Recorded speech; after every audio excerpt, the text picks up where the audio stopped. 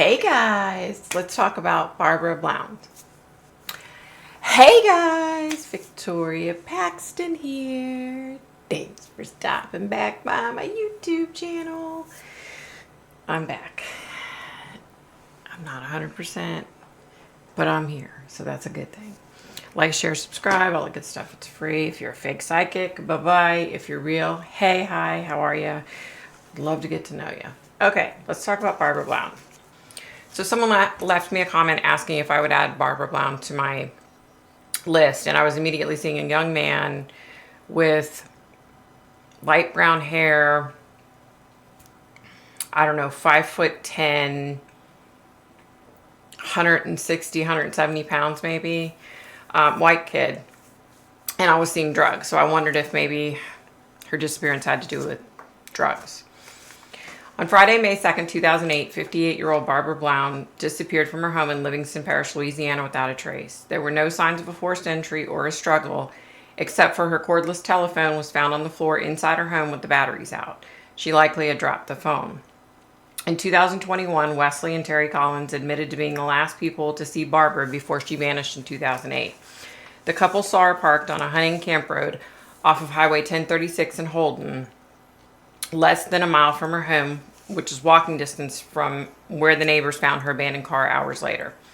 Barbara smiled as the couple passed. They smiled back at Barbara, who stood near a pickup truck behind her car talking to a younger man seated in the truck. Wes Collins remembered it was a full-size truck, an F-150 or maybe an F-100 or maybe an F-150, but not a four-wheel drive. Wesley Collins grew up in Louisiana, but in 2008, he and Terry lived in Fort Payne, Alabama. The week Barbara disappeared, Wes, Terry, and their three youngest children were visiting relatives in Holden. They believe they witnessed Barbara's abduction as they left the area and headed back to Alabama. So it was a Friday afternoon, May 2nd of 2008.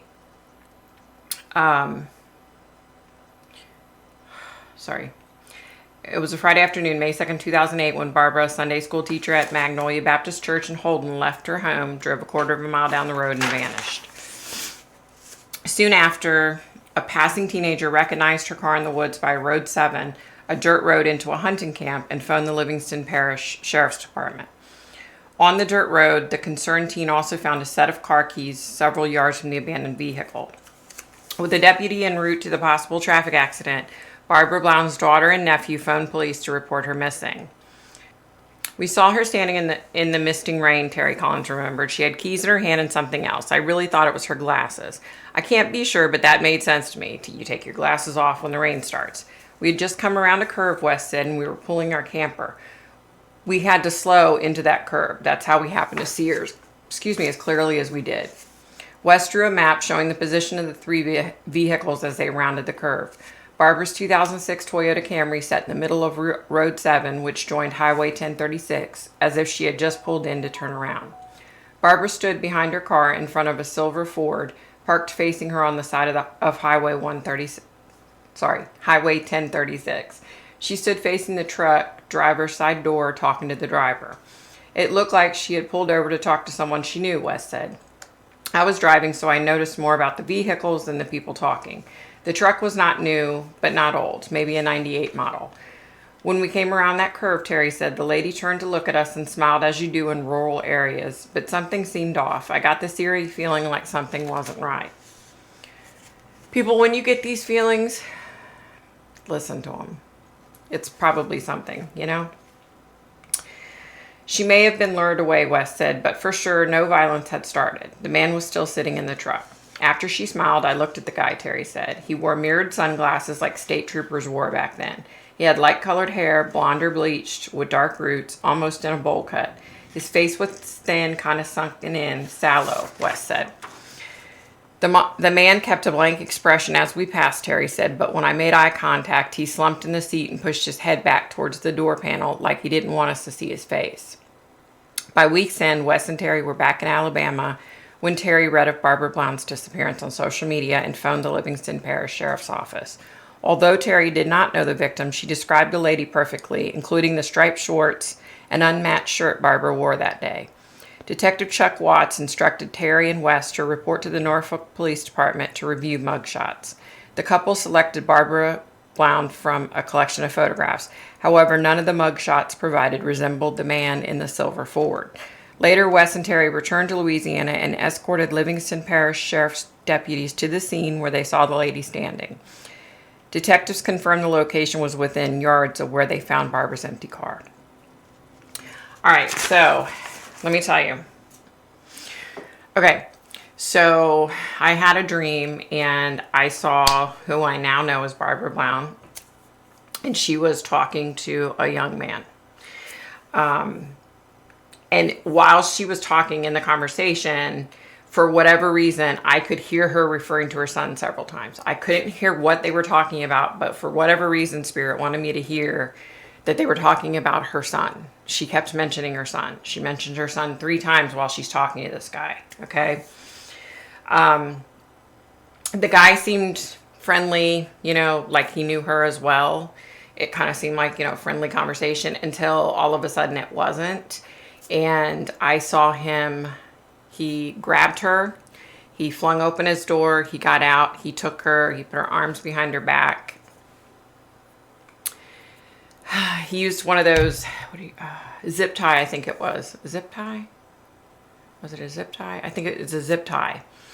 He zip tied her hands, he put a piece of tape over her mouth. I then saw her in the floorboard of his truck. I saw the truck driving. And I'm telling you, as I'm watching this unfold, you know, of course I was stressed. I always am when I have these kind of dreams, when I'm seeing someone being... So anyway, I'm watching him and he's just driving. And he had to have at least driven 10 miles. It had to have at least been 10 miles. So it's hard. Timing is hard in my dreams when I'm watching it unfold. You know, I can't tell if it's 20 minutes or if it's 6 hours. Anyway, in my dreams, I don't know how to explain it. It feels like it's taking an eternity, but yet it feels like it's going by in the blink of an eye. Driving. Okay. I see his truck turn into a wooded area. Now, here's the thing. You pull up to this wooded area, okay, like there's like a small like road. And then on the left side, like on the driver's side, it's all wooded on that side. The other side, I see kind of like a field. It's like I see a field and then I see some trees and then I see an open clearing, okay? On the left side, there's like a little teeny road, right? It looks like a little dirt road, but that's not where he goes. So he goes past the dirt road by probably like 200 yards. And then he turns.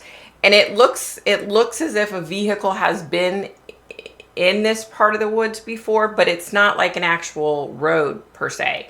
It's like somebody just had been in there before. So that's where he goes. And he goes pretty far back into this wooded area. Then I see him pulling her out of the truck, taking the duct tape off of her mouth, and undoing the... I can't think of the word. The thing that was around her hand. Zip tie. Sorry. I'm witnessing her shaking and crying, of course. And something irks him or upsets him, and he like grabs her arm and swings her around and like grabs behind her neck like he's gonna her. And then I wake up. I haven't dreamt about it since. I do feel like they're gonna find her, but I don't think it's gonna be anytime soon. I think it's like years down the line. And for some reason, I feel like when they find her, it's because of some kind of construction or something. Like they're digging for construction and they end up finding her remains. That's all I was able to get. I tried to connect with her several times. I wasn't able to. So I feel bad for her, y'all. I feel bad for her family. Like my heart hurts for her family, you know. And this was just, I really I can't tell you how strongly I feel that this had something to do with her son and drugs. And after I woke up from the dream, I was getting money. I was feeling money. So did the son owe this guy money for drugs? I don't know. But that's what I was getting, you guys. So be nice, be kind, stay safe, stay healthy. I'm trying to get healthy, y'all. Freaking trying. It's been a freaking run for my money. I hope everybody is doing amazing, and that about does it for me. Bye, guys.